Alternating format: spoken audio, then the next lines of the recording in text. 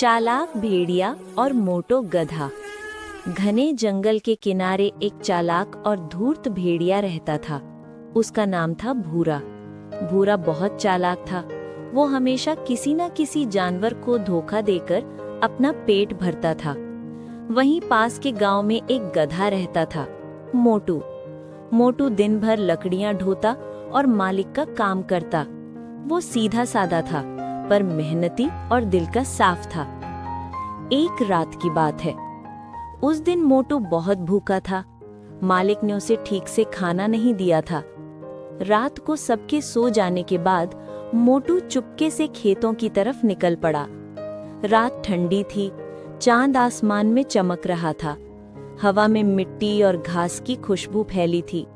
मोटू धीरे धीरे खेत में पहुंचा और ताजी हरी घास खाने लगा। उसे पता ही नहीं चला कि झाड़ियों के पीछे से भूरा भेड़िया उसे देख रहा है। भेड़िया बोला, क्या मोटा ताजा गधा है, आज तो मजा आ जाएगा। भेड़िए की चालाकी। भेड़िया जानता था कि अगर वो सीधे हमला करेगा तो मोटू भाग जाएगा।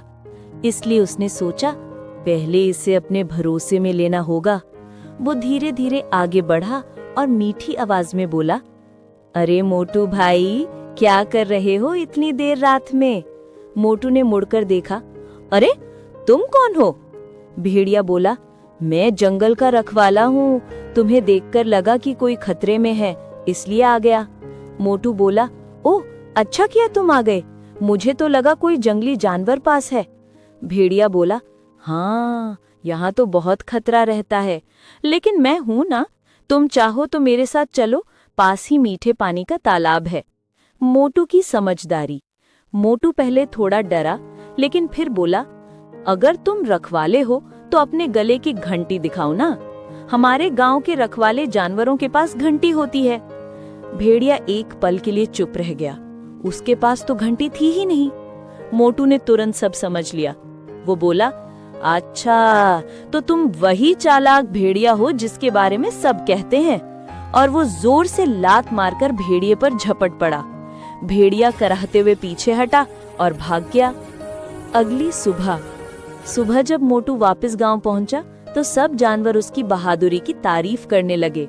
वो बोला, भेड़िए जैसे चालाक लोग मीठी बातें करते हैं, पर असली समझदारी अपने दिमाग से सोचने में है। कहानी की सीख। चालाक लोगों की मीठी बातों में मत आओ, हमेशा अपने दिमाग और समझ से काम लो।